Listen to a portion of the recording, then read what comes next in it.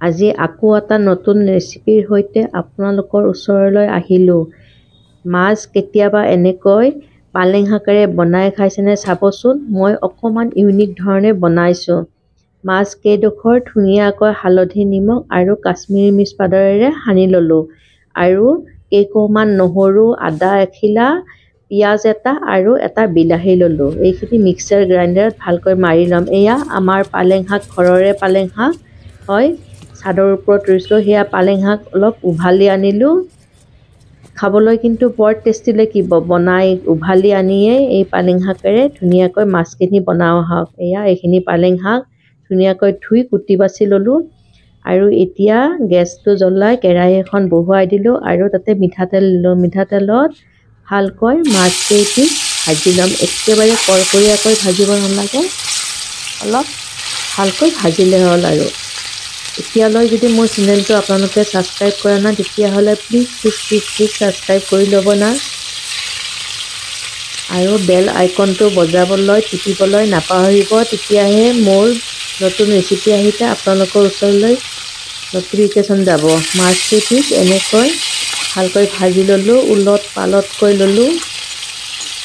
অলপ ভালকৈ ভাজিব কম জুইত, তেতিয়াহে ভিতৰলৈ মাছখিনি হ'ব, নহ'লে মাছডোখৰ কেঁচা হৈ থাকিব। যেতিয়া শাকত দি মাছখিনি বেছি সময় ৰাখি নথওঁ, সেইবাবে মাছখিনি অলপ ভালকৈ ভাজিব কম জুইত। এতিয়া ৰৈ যোৱা তেলত সেই যে বিলাহী, নহৰু, আদা আৰু পিঁয়াজটো ভালকৈ মিক্সাৰ গ্ৰাইণ্ডাৰত মাৰি লৈছিলোঁ, সেইখিনি ইয়াতে এতিয়া মিক্স কৰি দিলোঁ। বিলাহী দি চাগে কেতিয়াও বনাই খোৱা নাই আপোনালোকে।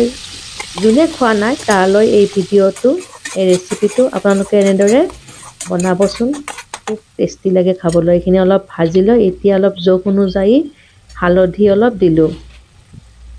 হালধিখিনি দি ভালকৈ আকৌ মিক্স কৰি ল'লোঁ। অলপ বিলাহীটোৰ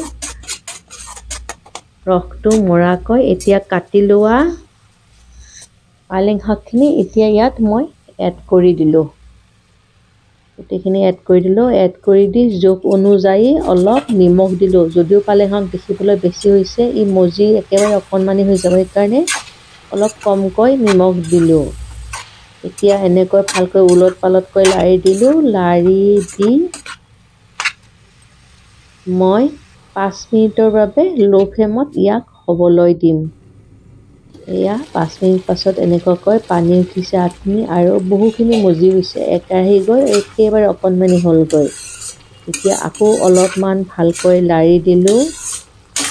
এনেদৰে লাৰিলোঁ। আপোনালোকে মোক নিশ্চয় মোৰ ভিডিঅ'টো চাব আৰু কমেণ্ট কৰিবলৈ নাপাহৰিব। মোক ছাপোৰ্ট দিয়ক আপোনালোকে নতুন ৰেচিপি বনাবলৈ। আকৌ অলপ সময়ৰ বাবে মই হ'ব দিলোঁ ল' ফ্লেমত। বেছি জুইত এইটো নবনাব, নহ'লে গোটেই পানীটো শুহি যাব।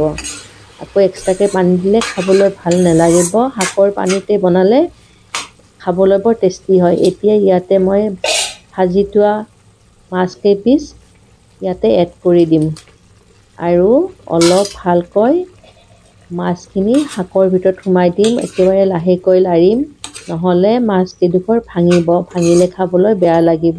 এনেদৰে অকণমান অলপ সময়ৰ বাবে মই এনেদৰে হ'ব দিম।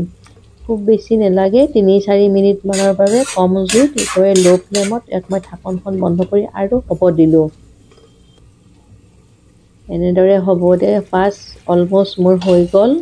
এতিয়া মই অকণমান কাটি থোৱা ধনিয়া ইয়াত এড কৰি দিলোঁ। এয়াও ঘৰৰে ধনিয়া হয়, এইখিনি এড কৰি দিলোঁ।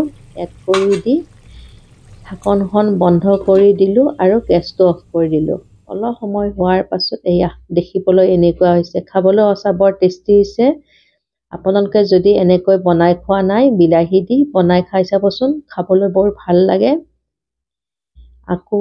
আকৌ অৱশেষত কওঁ, মোৰ যদি ভিডিঅ'টো চাই, ৰেচিপিটো চাই ভাল লাগিছে, আপোনালোকে কমেণ্ট কৰিব, ক'ৰ পৰা চাইছে জনাবচোন। আকৌ এনেকৈ বনাব। আকৌ এটা নতুন ৰেচিপিৰ সৈতে আপোনালোকৰ ওচৰত দেখা হ'ম।